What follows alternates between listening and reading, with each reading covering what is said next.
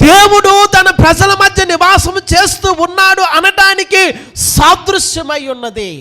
నిబంధన మందసము అనేది దేవుని బలసూచకమైనది. నీ బలసూచకమైనటువంటి నిబంధన మందసమని కీర్తన గ్రంథంలో మనం చదువుతాము. యెహోషువ తన ప్రజలకు తెలియచేస్తున్నటువంటి 2 సందర్భాలు. ఒకటి సర్వలోకనాథుడు, 2 జీవము గల దేవుడు. ప్రియులారా, ఈ ఉదయకాల సమయంలో